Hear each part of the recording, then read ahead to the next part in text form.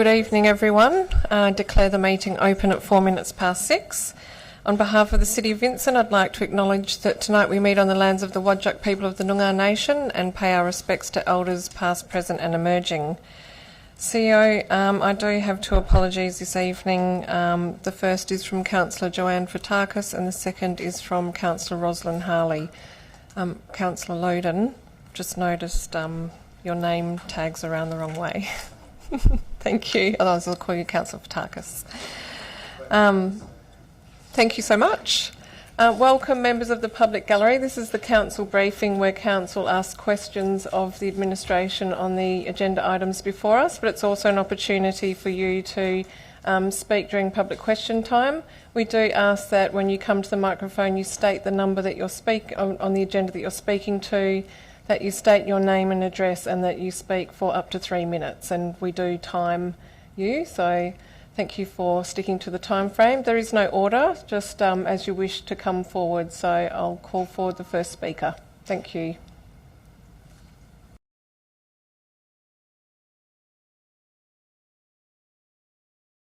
Three, which would require the Code of Conduct to make reference to the use of balconies fronting Harwood Place.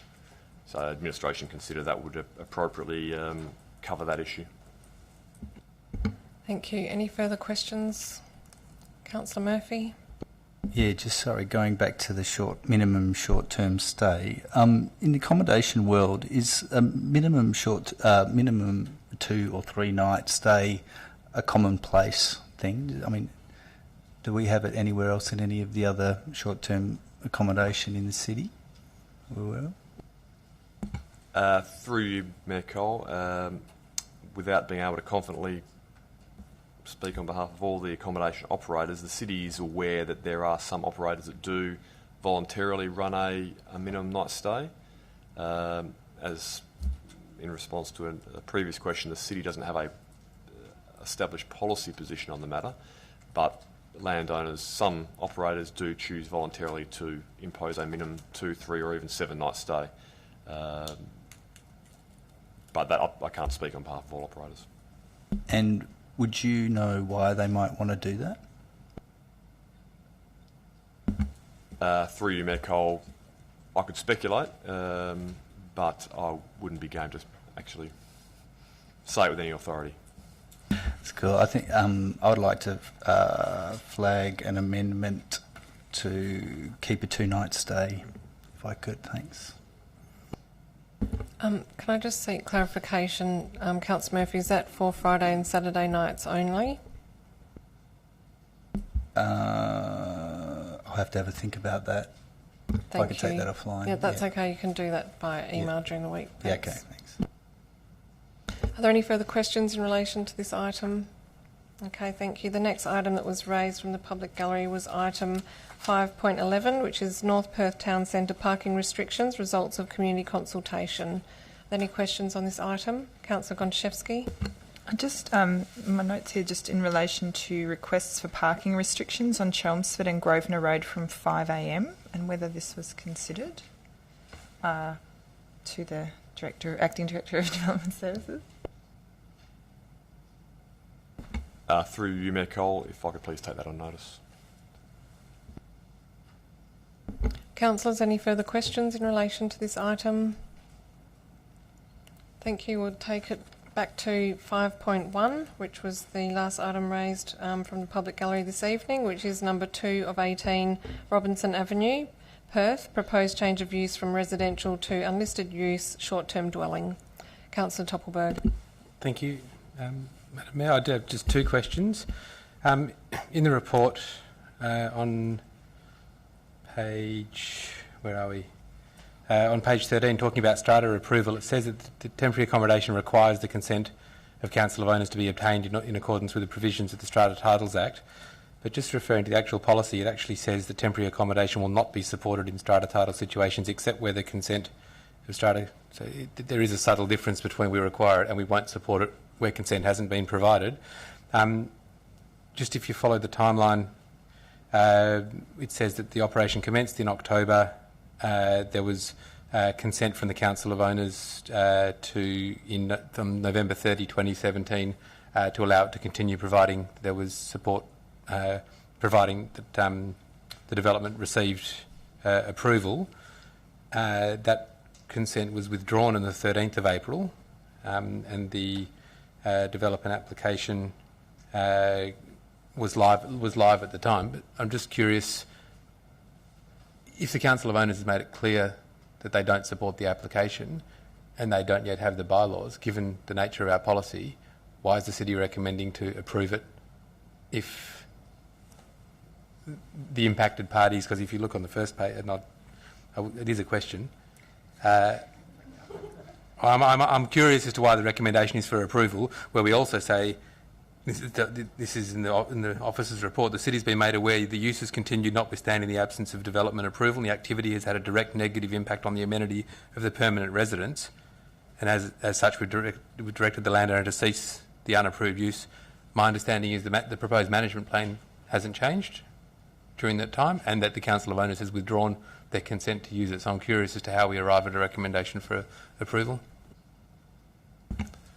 Through you, Mayor Cole, I think it's important to distinguish what is being applied for in the current application as distinct from the activity that has been commencing up until now.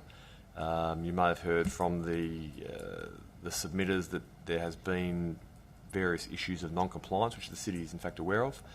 It would seem, based on the city's investigation into those complaints, that the activity on site is being undertaken in a manner that would be contrary to the application, even if it was approved. So staff, in assessing the application for development approval, have assessed the management plan and all the components of the application. If council were to approve the application, and if the current activity was to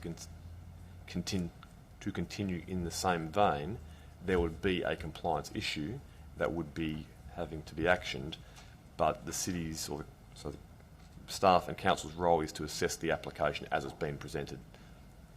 Can I just ask, perhaps, if we can receive in the briefing notes, and whether you choose to provide it in the report, but just whether it's in table form or otherwise, just an explanation of what the current activity is, or the activity up until the 10th of July that has now ceased, what has been going on, and what has been applied for, and how the management plan intends to deal with the difference between them, just so we've got clarity as to what that difference will be going forward.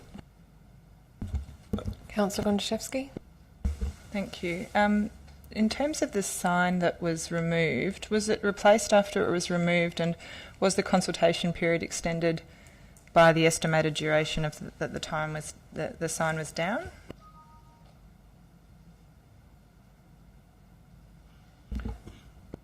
Through you, Mayor Cole, I don't believe the sign was replaced, but I will confirm back to the notes.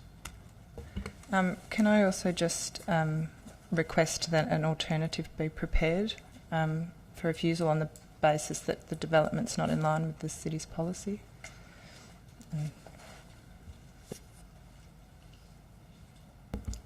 Councillor Castle. Through you, Mayor Cole, just following on from Councillor Toppelberg's questions about the strata bylaws, given that we have our policies in place and the indication by the Council of Owners that they intend to change their bylaws to effectively make this not allowed, what relevance do we have to give to that weight? Because are we in a position where we could approve this application but it has no way of being implemented because of the strata position? And how do we, how much bearing do we have to give to that? Through you, Mayor Cole, the application was validly made by the applicant. It does not have the support of the Council of Owners, and staff are aware of that. If, again, Council was to grant approval, but the bylaws were to be modified to prohibit such a use, it wouldn't invalidate the Council's approval, but it would be an issue for the applicant to have to resolve with the Strata Council. Councillors. Councillor Oden. Just to speak to the questions raised from the gallery, if this is approved and they are not complying with the management plan, what steps can the city take to act on that non-compliance, and what evidence would someone have to provide for the purposes of those steps being taken? Through you, Mayor Cole, I'd suggest it would be a combination of proactive investigation by staff from time to time in terms of a monitoring regime, but it would also rely to some degree on feedback from nearby landowners, as is the case in many other approvals around the district. So just a follow-up, so in an example of too many people staying at the place and the neighbour says, oh, there's too many people staying there, they ring up the city would then send out officers to confirm this. If that was found to be the case, what would be our steps from there?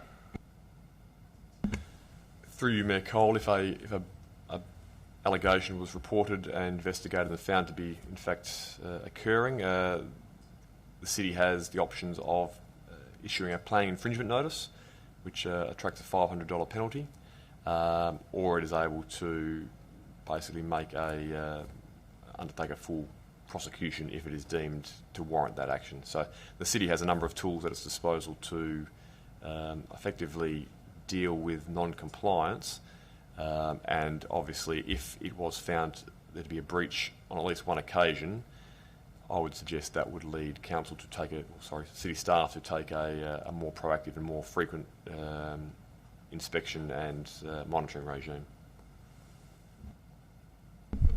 Councillors? Councillor Hallett? Just more broadly, when we recently had a bunch of short-term accommodation dwellings brought to our attention that didn't have approval from the city, I think there was some discussion around a body of work around us thinking through what is the role of short-term accommodation within Vincent, to what extent do we want to promote it and in what context and that kind of things. Is that something that's on the agenda, not the formal agenda, in admin's mind to work through at some point? Through you, Mayor Cole, yes, as you'd probably see from this agenda, the city does receive a good number of applications for this type of use. There is already a temporary accommodation policy, but acknowledging that policy could be reviewed and should be reviewed from time to time, that is something that staff would look to do in due course. But there's no active project we have on hand at the moment. Any further questions, councillors? Acting Director, I do have a few. First of all, I just wanted to ask a question about the lockable garage and whether it's been confirmed whether that is going to be made available as part of the parking component.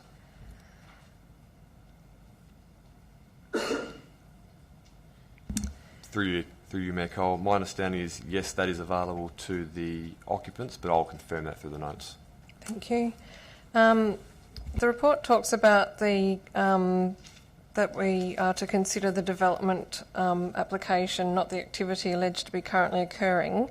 I would like some further explanation around that, because given that we deal with retrospective applications, we deal with extension of applications, impact on amenity and number of complaints received is often relevant information that's put forward to us in Development Services report. So just querying why it is not considered relevant to consider the impact on amenity and number of complaints received while it was an unauthorised use, either now or through additional information in the report.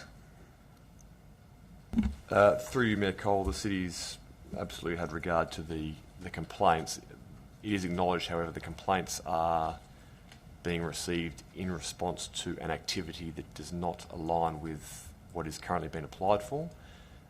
If, say, the application was to simply authorise what was currently occurring, it would be a significantly different application and would be assessed as such. Staff have acknowledged through the report that the unapproved use has had negative impacts on the surrounding landowners, and to that extent has required a thorough, in the view of administration, a thorough management plan that, again in the view of administration, if that management plan was appropriately implemented, would adequately address those issues. Thank you, Acting Director. I also wanted to ask a question about the discretion that Council is being asked to consider. And in terms of the table, there's the land use, of course, it being an unlisted use, but the box is also ticked in relation to the temporary accommodation management plan.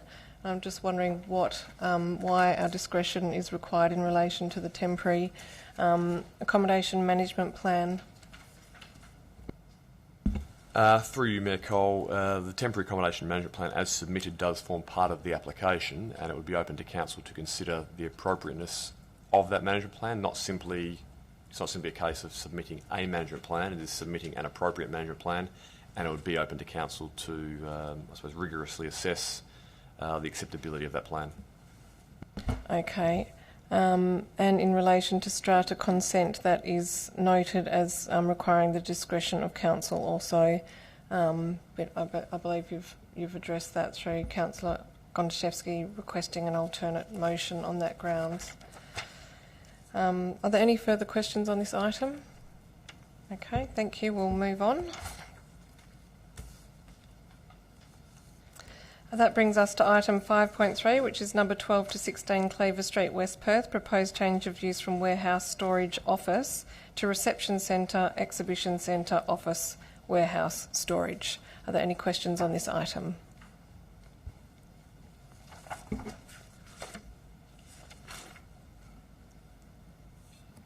No questions? Okay, thank you. Item 5.4, number 47 Eugen Street, Mount Hawthorn, proposed 5 group dwellings. Councillor Loden, Councillor Toppelberg. Thank you. Can we just get some clarity about? Some clarity about the size of the stores, and why they're not able to build compliant stores on site.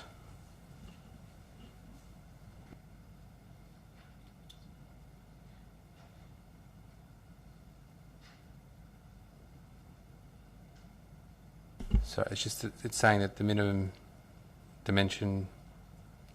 So they're 200 mil short. Is that correct? They're 80 centimetres wide, so they're compliant in terms of square meterage, but they're not compliant in terms of the minimum dimension. Through you, Mayor Cole, yes, that is correct.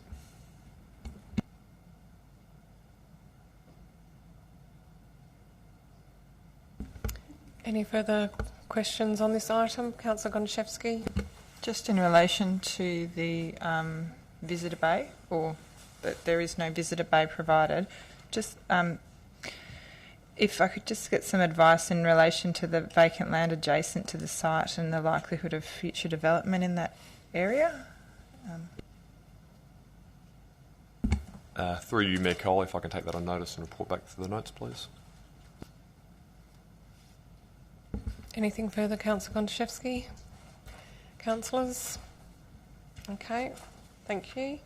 Item 5.5, number 340 and 342 Newcastle Street, Perth, alterations and additions to unlisted use lodging house. The questions in relation to this item? I just have one question, Director. It's in relation to open space, outdoor space, landscaping. I was just finding it difficult from looking at the plans to establish how much open space there is with this development, and I was interested, given that they are enclosing the outdoor rear alfresco. So just interested in percentages around open space, and also whether we have the capacity to require any additional landscaping. Through you, Mayor Cole, I can report back with the percentage of open space on the site, and staff are happy to contact the applicant to see what opportunities exist for further landscaping on the site. Thank you. Any further questions? Okay, item 5.6, number 440 William Street, Perth, change of use from office to educational establishment. Are there any questions on this item? Councillor Loden? I'm assuming this is the case, but this condition of a parking management plan which refers to public transport, cycling and walking, I assume that would have the ability to require additional bike parking bays and so forth as part of that condition. That would be a sufficient trigger. Through you, Mayor Cole, loosely it could. However, staff could just as easily provide a bespoke condition for that purpose and provide that for next week. Councillors, Councillor Hallett? The application was submitted in May and referred to TPS 1. Just wondering if is there a cut-off for when applications need to address TPS 2, less relevant for a change of use but for new developments? Through you, Mayor Cole, broadly speaking, applications are required to be determined under the framework that applies at the time, and we're now currently under LBS 2.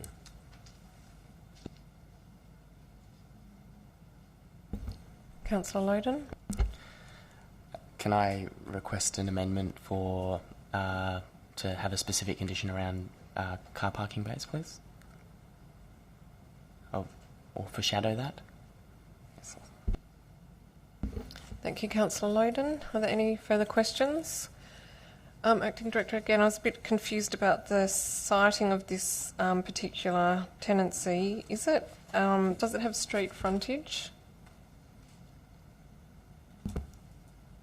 Through you, Mayor Cole, yes it does. And can I just check that the, in terms of activation to the street, what can we have a bit of information perhaps around what will present to the street and signage and things like that? Through you, Mayor Cole, yes, that can be provided. Thank you, Acting Director. Any further questions? Okay, that takes us to item 5.10, which is number 2, Edward Street, Perth, proposed third-party signage to mixed-use development. Questions on this item? Councillor Murphy? Yeah, I'm just wondering, is there any revenue opportunities for the city for billboard approvals beyond standard rating?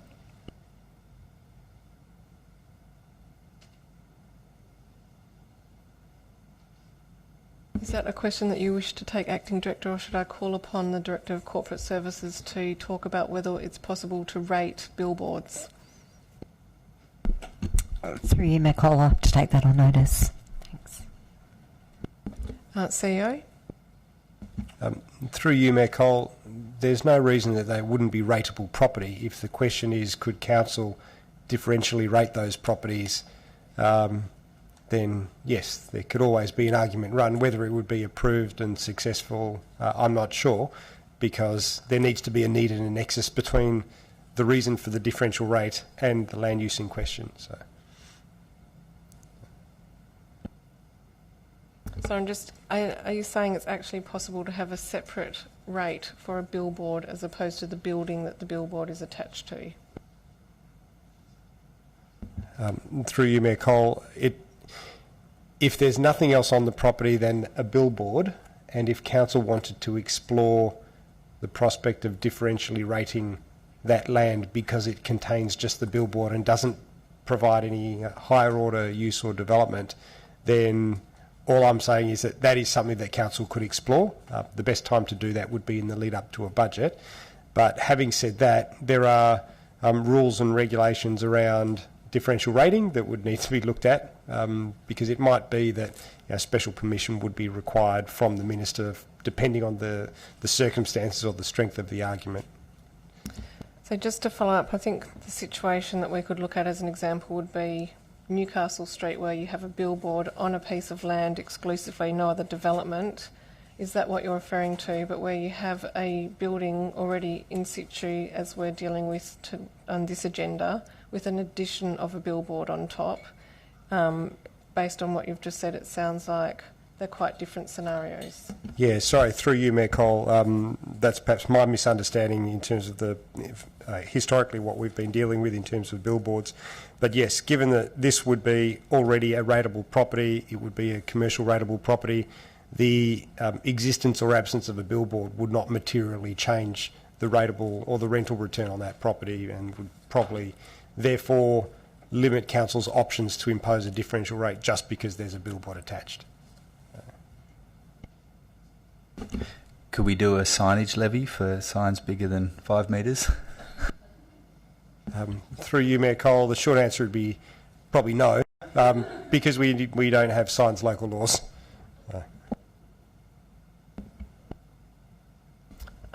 Councillor Murphy? No. Any further questions on this item? Look, I think that I've answered myself through looking at the plans provided, but I just want to double check. Would this be visible from any current or future residential or mixed use developments in the area? I think there was mention of it affecting, in the community consultation, affecting views. So I'm just wondering whether that would just be the back view of the billboard versus the front proposal to have a lit up LED billboard, or whether that lighting of the billboard would also be visible from current or potential developments. Through you, Mayor Cole, staff, the information available to staff hasn't suggested there would be a significant visual amenity impact from the local area, given that the way the sign is located on the building. That's not to say, though, that couldn't change, because if you look at page 324 of the agenda, which is the air photo, you'll see to the southwest of the site there is vacant land, which at some point in time can or will be developed, and it may well be that the existence of a billboard sign on the subject site would compromise I suppose the visual amenity available from, say, balconies or outdoor living areas on that site to the southwest. In addition, it may well be that the sign would be visible from across the other side of Graham Farmer Freeway to the southeast. Noting, of course, that's outside the city of Vincent, but there would be potential there that it could be visible. But given the lateral separation, it wouldn't, I don't think, be a significant issue. Thank you. Are there any further questions? Councillor Toppelberg? Can we just get in the briefing notes, other than the corner of Newcastle and Fitzgerald Streets and the corner of Loftus and Newcastle Streets, both of which are impacted by main roads issues in terms of site access, can we get details of any billboards that have been approved by the city in the last 10 years, please? It's a very short report. Thanks. Through you, Mayor Cole, yes, we can provide that. Thank you, Councillor Toppelberg. Any further questions? Yeah, go ahead. I'm just interested, is there any financial benefit to the city for approval of this billboard that we know, or the city's community?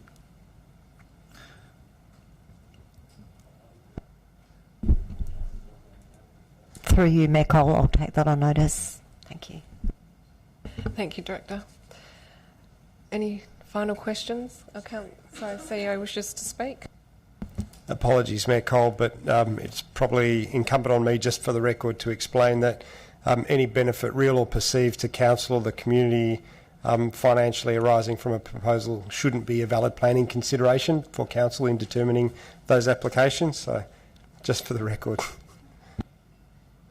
Thank you, CEO. Noted. That brings us to the last development services item for this evening, which is a late report, submission on modernising WA's planning system, planning reform green paper. Councillors? Oh, well, I have questions.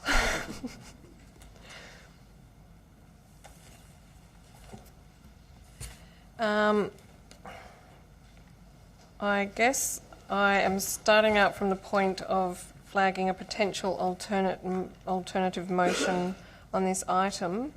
I'm interested really to... There have been, there's been feedback provided, and there's the... Without going into commentary, I'm trying very hard to ask a question. I'm just really wondering what is the status of the current submission, given that there has been different different points of view expressed, and whether it is, I'm very happy to move an alternate motion, but I'm just wondering what is the status of the submission from the perspective of the CEO. Through you, Mayor Cole, I spoke with the Director and Manager Policy Place late this afternoon, just having just returned to work today, to go through the details of both the report and the attachment, which is administration's initial response to the various proposals. I think it's perhaps been a bit of a challenging exercise because many of the reform proposals are quite nebulous and lacking a fair degree of specificity, which perhaps has prevented administration from being able to land on a very kind of firm position on several of these proposals. Having said that, the discussion that I had with the Director and the Manager this afternoon was really just about the need to make sure that administration's recommendation on this very important green paper to Council is pitched at the right level, recognising that it is a green paper. What that means is that some of the proposals which delve right down into the minutiae, we perhaps need to just wind back a little bit so that we concentrate on the higher level principles that are at play. And if we have some comment or constructive criticism to provide, then we should very specifically articulate that. But I think importantly, without getting snagged on that detail, I mentioned to the Mayor and also the Director and the Manager late this afternoon that a couple of key cases in point that I won't talk to in too much detail, other than to just flag things like proposal or what's flagged in the first section of the general feedback on the planning reform green paper, item 6.1, which is the reference to the planning reform team. I think that's perhaps one of the most critically important aspects of the reform agenda, because we ought to be providing some feedback around, or if not feedback, if we don't have our own ideas and opinions around that planning reform team, then perhaps we should be providing some pointed questions that we can be part of a future conversation to say, well, who would appoint that reform team? What are their qualifications? What's the terms of reference? Would that report to the Minister? Would it be reporting to Parliament direct? What powers and authority would be given to that reform team to pursue the agenda of this reform green paper or the white paper that's ultimately adopted by the government, to ensure that they can both influence, persuade and compel other government agencies outside of the planning sphere to actually uphold their end of the bargain and commit to completing the various reform proposals that they have a role in. So I think they are all valid questions to us, just around, for example, that planning reform team. There are others, whereas I think item 10.1, which is the reference to Design WA, we need to just make sure that our response to the proposals that Council has previously considered and formed a position on very clearly, like development assessment panels, like Design WA, that we can weave into our response to the Green Paper what Council's previous resolutions were to those critical issues. Things like the local government accreditation, I explained to the Director and the Manager this afternoon that I know many local governments are somewhat vexed about the issue of local government accreditation. I'm personally a very strong advocate for it, because I think local government as a sector shouldn't be afraid to be held to account and to stand up and demonstrate where it's excelling in or where its performance could be improved. And I don't think that it's any kind of fear or apprehension in that regard that's motivated the preliminary admin response here. But I think what the whole discussion around local government accreditation internally at least has identified is that there are a number of questions that need to be asked, and perhaps we can articulate those questions in our submission, because I would hope that that then gives Council a seat at the table when it's when the government is looking to refine and better clarify these reform proposals in future, because we're coming to it from a very kind of considered and informed viewpoint. So I think in terms of the accreditation, my view is that there is already a raft of reporting that's being proposed through the Green Paper, which administration is already recommending or support for, because we have no objection to the transparent and accountable reporting of local government performance. The question there, though, is that what's the point of accreditation if the reporting is already being undertaken. So I think we need to be very proactive and productive in that area to say, well, you know, the accreditation should use the metrics that you gather through the reporting, or is the accreditation going to be based on the level of compliance and completion that local governments execute against these various planning reform proposals? So is it that whoever is the quickest to having a comprehensive planning scheme, or whoever is the quickest to reviewing their policy framework, gets accreditation AAA or A or B or Z? And is that going to stigmatise certain local governments and make it difficult for them to attract relevant talent and staff and resources to improving their framework? So I think, without getting right down into the minutiae, the principle there as an example ought to be that we support the principle of accreditation. There are some valid questions that need to be worked through, but I don't see any of those as being insurmountable. And I think it's very important for the whole of our submission to be flavoured in a way that very clearly expresses some kind of proactive and kind of informed responses to the proposals that have been set out. There are a couple of others in there that I won't labour on about, but I think it's going to take the director and the manager and I are just going to review all of the proposals and the recommended responses from administration to make sure that they're all pitched at the right level. So exactly what appears here is not what is going to necessarily appear in the report that comes to council next week. Depending on the level of change, we may or may not show track changes, but whatever changes are made, we'll be sure to document them so that it's easier for council members to follow what changes, if any, have been made between this version and the version that you see for next week. So apologies for the extended rant and explanation. Hopefully that provides some clarification. Councillors, are there any questions? Okay, well, moving on to engineering. Number 6.1, tender 548 of 18, tree watering and tree planting services.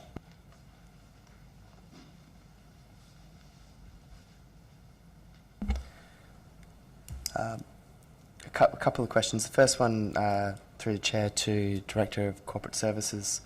I understand we're reviewing the tender process currently, and I wanted to query if there's an intention to separate out about financial evaluation of tenders from the quality considerations of the tenders. Is that proposed? Through you, Chair, that is one of the proposals that we're looking at under the revised tendering processes and templates, and it would depend on the type of tender and other things associated with it, such as the value or experience in that market. But we are certainly looking at how we can put more structure around ensuring that not too much weight is put on financial assessment, but likewise not too little. And when's that expected to occur? Through you, Chair, I'd like to think that the final drafts for those templates would be ready for executive consideration within 2 to 3 weeks. And my second question is, I know in this tender and also the next one, there was a tenderer who submitted 2 tenders, the second of which was both non-compliant. I was just wondering, is that because they had 2 bites at the cherry, or did they come up with some strange different idea, a way that we could water trees? Through you, Mayor Cole. Difficult to answer without, because some of it's confidential, but... Sorry, Director, I also did mean to say at the beginning of going into the tender items that if there are questions that are related to the confidential attachments, we can go behind closed doors at the end of the meeting. So if any of your questions do go in that direction, we can, if you just flag it, then we can go behind closed doors at the end of the meeting for those questions. Thank you, Mayor Cole. That's okay. That's okay. And I can answer this one in a general sense. What the tender has done is offer an alternative. We've asked for a specific service. They've offered an alternative, which is non-compliant, but we could still consider it. In these cases, we've decided not to consider it because it's not what we asked for and not what we want and doesn't fit the requirements. So staying general then, but we did give it consideration and decided that that would not be something that we would like to consider, rather than just saying it's non-compliant and so therefore we're not going to consider it at all. Through you, Mayor Cole, yes, that's correct. We certainly looked at the alternative before making that judgment. Councillors, any further questions on the tender on tree watering and tree planting? Okay, we'll move to item 6.2, removal of trees and pruning trees in parks and reserves. Director of Engineering, I do have a question.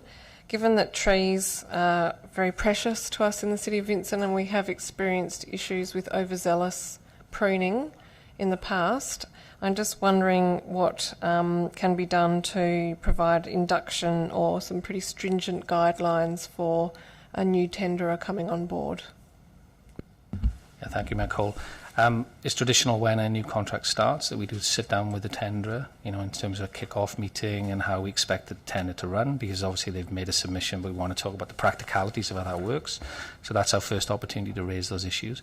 You'll also see some terminology about standards that they have to follow, which we prescribe in the service. So that's another protection as well. They follow a prescribed standard in terms of how they prune. Would it be worthwhile considering having Parks team staff member present for some initial tree pruning or removal services? Just a suggestion as part of a quality control for a new tender. Yeah, certainly, Mayor Cole, that is something that would happen anyway in terms of monitoring the contractor. And I'm aware of some of the matters that you referred to, that errors that have happened in the past, and obviously we won't want that to happen again. So we would, particularly with a new tender, be very careful about how that proceeds. Thank you. Any further questions on this one? Okay, the next tender is item 6.3, tender for maintenance of bores, pumps and associated works. Councillor Loden. Two questions here. The first one is around, given the annual costs of these bores that we have across the city, what efforts has the city made to look at no longer requiring the bores and therefore being able to cap them, so we no longer have that ongoing cost? Through you, Mayor Cole, I'll have to take that question on notice. And then the second one is around the evaluation, the tender evaluation ranking on page 372. We have the preferred tenderer with who scores much worse on the, or a degree worse on the financial offer, roughly 20% difference between first and second, but has performed better on the three other criteria. Without talking to the confidential items, how comfortable is administration that KS Black Pty is the best value for the city, given I would think that maintaining bores is a fairly straightforward, you either do it or you don't type task? Yeah, through you, Mayor Cole, administration is very happy with the result, if that's the correct term. It's been carefully considered. I know what you mean. The preferred tenderer is not the cheapest, they're the second cheapest, but when you take into account the scoring, which the evaluation panel took very seriously and did it very carefully, you'll see that we have selected the if you like, the winner of the tender process in line with the the way that we tendered. So we are very comfortable with the result and to proceed, even though it's not the cheapest. You will see in the confidential attachment some discussion around the two different tenderers, and that might give you more of an insight as to why we didn't select the cheapest and why the scoring resulted the way it did. So maybe one to follow up at the end of the meeting. Just would appreciate some feedback on what the risks would be if we were to select the second tenderer from. What would we see? Is there going to be water running down Scarborough Beach Road or something like that because they haven't done the job properly or something? Which I don't think you can answer now. No, I'll answer later if that's okay. Through you, Michael. Councillors? Okay, the next item is a late report 6.4, tender for the supply and laying of curbing. Any questions? Director, can I ask a slightly unrelated but kind of relevant question? It's in relation to profile of curbing and whether there's been any change in the way that the city applies the profile of curbing or any change in standards. That's in relation to some rather chunky curbing I've noticed around the city of Vincent recently. Thank you, Mayor Cole. If I can take that question on notice, I don't believe there's been any change, but if I take the question on notice, then I can give you a full answer. Thank you. The next tender is Traffic Management Services, item 6.5. Any questions on this item? Councillor Toppelberg. Just if we can get some clarity prior to the meeting in relation to some of the inquiries that were made this week via email, that would be appreciated. Yeah, that's all. It's suitably vague. That's what you might call. If I give a suitably vague answer, yes, we can. I'll ask a suitably vague question. I'm very interested in whether there could be a little bit more information provided on the history and viability and lifespan of companies that have tendered for this service. Through you, Mayor Cole, yes, we can add some further comments to the confidential attachment before Council. Thank you, Director. Any further comments, questions rather? No? Okay, so we're moving to corporate services. Item 7.1, late report, City of Vincent Long-Term Financial Plan 2018-19 to 2027-28. Any questions? No? Okay. 7.2, authorisation of expenditure for the period 1st of June to 25th of June 2018. No. 7.3, investment report as at 30th of June 2018. Councillor Loden. It's previously discussed that the city was looking to make some changes to the investment guidelines, and I was just wondering on the status of those changes. Through you, Mayor Cole, they are still on my to-do list. That will definitely happen in the first half of this financial year, but at this stage nothing further has progressed. Are you buoyed by the Irish government's decision? Okay, thank you, Director. We're moving now to provisional financial statements, item 7.4. Provisional financial statements as at 30th of June 2018. Are there any questions on this item? Okay. Moving to community engagement, where we have one item, 8.1. This is in response to the notice of motion from Councillor Susan Gontaszewski in relation to strategies to improve participation and accessibility by women and girls at City of Vincent sports grounds and associated facilities. Councillor Gontaszewski. Thank you, Mayor.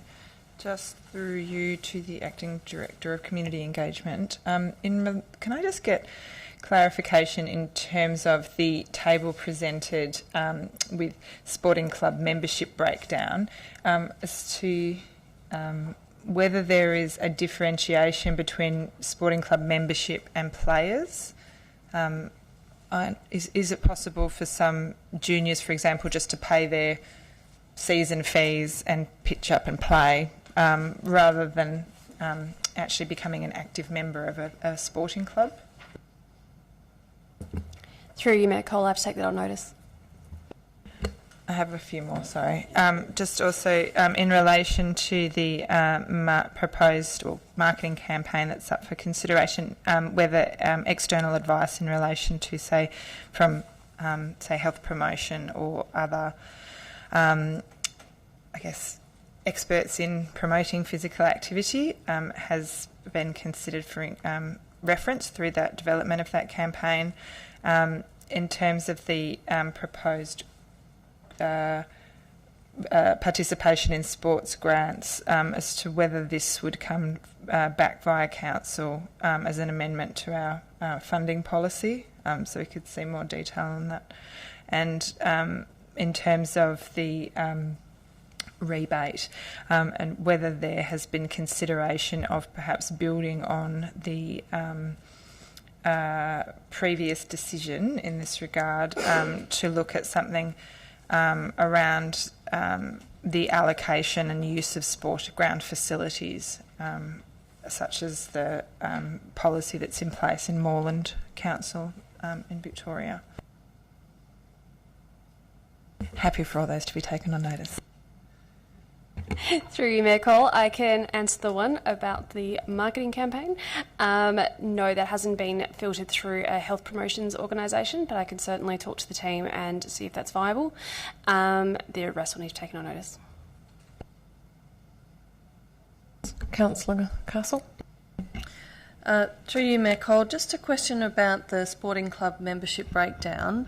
I'm just wondering what the criteria was for what constitutes a sporting club, because what occurs to me that is glaringly missing is netball, which is a predominantly female sport.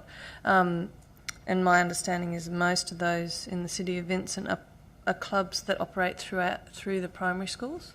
So I'm just wondering if that was considered and if it could be added to those statistics, because I think that would that have quite an effect on the numbers of females. And secondly, whether there's been any consideration of perhaps in addressing the issues about how much of this sport for juniors is focused on high performance and how much is allowing everyday kids playing at all levels, and that probably affects both males and females, to continue in the sport, particularly as they get into those teenage years, and that anecdotally is possibly one of those barriers. So just if there's any of the strategies that could perhaps address that.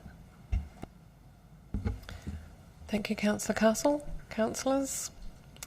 Acting Director, I'm intrigued to know whether there's any consideration for looking at more that can be done.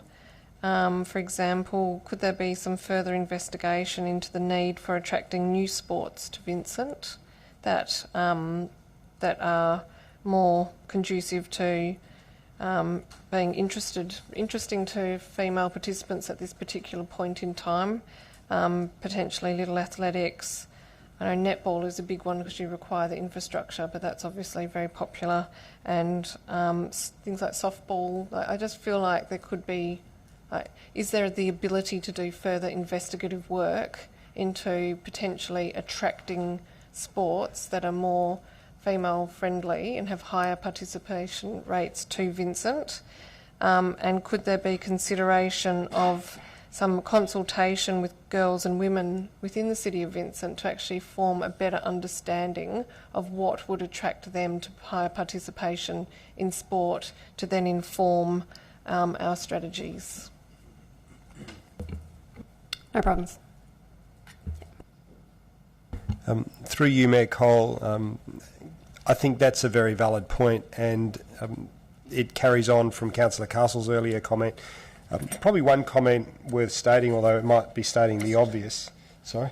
Following on from our question. Yes, the question, sorry. Not the comment. There's no comments here. Is, as I said, just perhaps stating the obvious, but under the sporting club membership breakdown, it's just worth identifying that that is absolutely not an exhaustive list of all of the different sports that are played in the City of Vincent or conducted within the City of Vincent at home. Things like martial arts that operate out of a hire arrangement or a licence arrangement at Loftus Centre next door. There are a lot of smaller... Sorry? Yeah, there are... Gymnastics. There are a wide range of different groups and activities that occur. I suppose it's the degree to which they are formal or informal in their competition and ongoing participation that probably tends to blur the line. But certainly in conversations that the Mayor and I have recently had with the WA Football Commission, I would think that it's probably quite true to form for all of the member associations or umbrella organisations for different codes that they would individually have their own strategies and plans in place for increasing female participation in their given sport. So that might be the case for cycling as much as it is for football, as much as it is for soccer and hockey and everything else. So I think trying to join the dots between the question that Councillor Castle raised and which the Mayor raised, it might be worth us trying to tap into the umbrella organisations for those various codes to see what strategies and plans they have in place to increase participation in their given sport. And I'm sorry, I forgot I had a follow-up question, but it ties in with the questions that have just been raised. Is there any is there scope to extend some of this data gathering to clubs that reside beyond the bounds of the City of Vincent but have Vincent players? Because I imagine there would be quite a few, and Little Athletics and Netball are two good examples of that. And also, is there any, has there been any consideration to perhaps partnering or discussing this issue with other neighbouring councils, because some of the strategies may be beyond what's possible to do in the City of Vincent but could be done as a joint project? Through you, Mayor Cole, I believe that could be closed off with the consultation. Councillors, any further questions? Okay, thank you. The next item, we're moving to Chief Executive Officer items now, is 9.1, late report, approval to advertise the draft Strategic Community Plan 2018-2028. Any questions on this item? No, we've had a lot of time on this item, so I'm not surprised. There is also item 9.2, information bulletin. Any questions on the info bulletin? Councillor Loden. Through the Chair to the Director of Development Services, just on the current development applications being and processing and consideration of those, I noticed that the numbers are stabilised at 125. I was just wondering if maybe due to an increased number of JDAP applications or something like that, we're not seeing that number come down as quickly as in the past.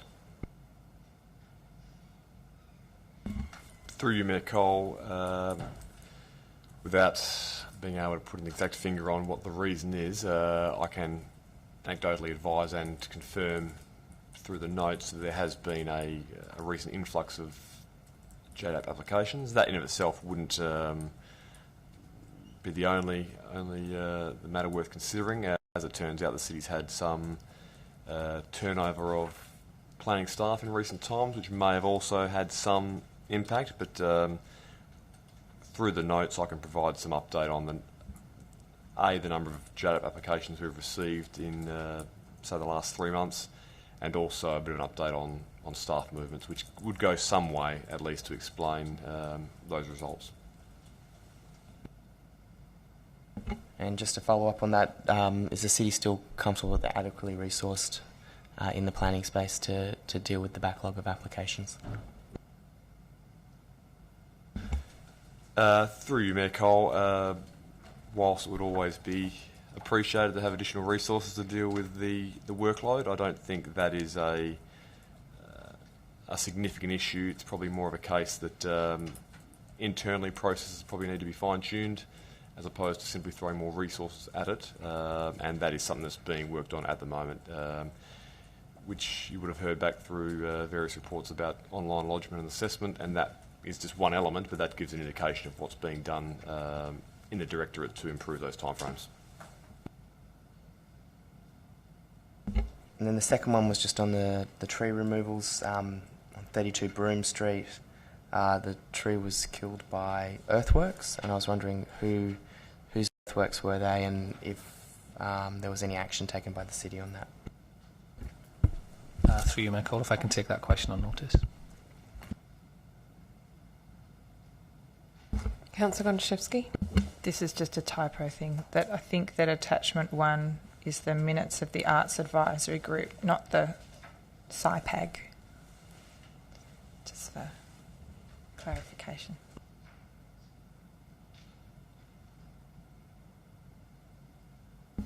Thank you, Councillor Gonchevsky. Any further questions on the info bulletin? No? Okay. You'll have another late item before you, which you may not have had a chance to read, but it is a notice of motion from myself, item 10.1. Mayor Emma Cole requests to investigate options to reinstate the requirement to obtain development approval for demolition. Are there any questions? Councillor Toppelberg. Just through you to the Acting Director. The last time we asked this question, we were essentially told unless you are prepared to go down the path of designating either certain areas or the whole of the city as a heritage area, because it's only the only option was for protection from demolition that was available was through heritage protection.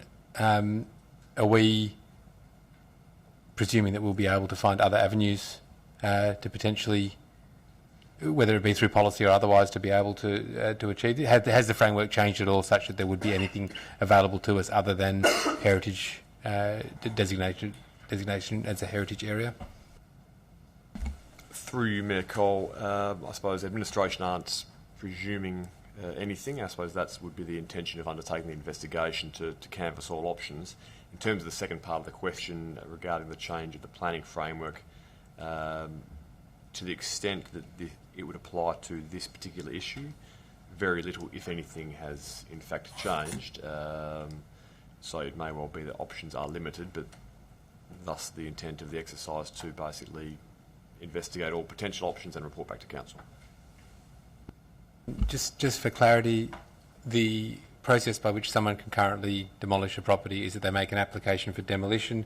There are certain conditions that are then placed around that in terms of noise, dust management, etc., and they are then issued with a demolition permit. There's no, obviously there's nothing relating to any DA, but there's nothing, if the property is not heritage listed and there's no, or there's no existing rights over the property, that demolition licence is granted subject to conditions. Through you, Mayor Cole, assuming there's no heritage implications for the site, it is just simply a process that is exempt from the requirement to get development approval. Therefore, all that is left for a landowner to obtain is a demolition permit under the Building Act, which deals with issues, as you've said, about pests and noise and dust mitigation, but doesn't deal with any planning or amenity considerations. Sorry, just a final question. If the city was to have a policy, and I know we've tried before and they've said no, but if the city was to have a policy framework, does the city, if the city was to refuse for whatever reason an application for demolition, what's the process by which somebody contests that? Does that go to SAT? Is that something they go to the Building Commission? What's the actual process by which someone would be able to protest a refusal to grant a demolition permit currently? Through you, Mayor Cole, I suppose it would depend on the reason that the council chose to refuse a demolition permit. If it was trying to effectively conflate planning considerations as part of the demolition permit, that would be really outside the scope of council to consider. However, if, say, the applicant hadn't provided sufficient information regarding Building Act considerations, it would be open to council to refuse such a permit. In terms of the process thereafter, if a refusal was in fact issued, I believe the applicant would have rights to raise a grievance with the Building Commission and also with the SAT. But on that last issue, I'd like to take that on notice and report back to the notes. Councillors, Councillor Gonchevsky. Thank you, Mayor. Just in relation to the administration comments on the notice of motion, so it says that the investigation would form part of the initial investigation of item 5.5 in the city's corporate business plan that relates to character retention and planning, and the notice of motion requests a report back to council for investigation by November 18. We've got obviously a sort of a one-year funding allocation in the CBP currently to implement a proactive approach to character retention, and I'm just sort of querying the proportion of that resource that would be expected expected to be undertaking this particular role. So is is the idea that this particular task would be the full-time or whatever component, I can't remember what it was, of that particular resource that we have, or is it, will they be doing sort of a number of tasks in parallel? Through you, Mayor Cole, the way the budget allocation was, the budget request was made was to effectively align with a single FTE for a calendar year. Given that what is being referenced in this request is simply an investigation of the options, I don't think it would be too onerous a task to undertake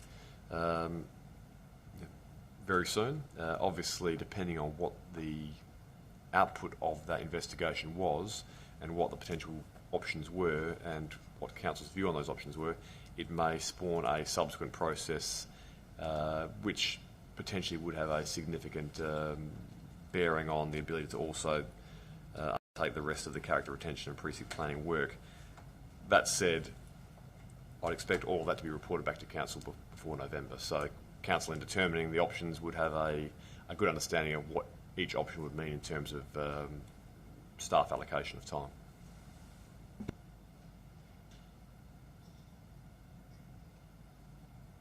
Councillors?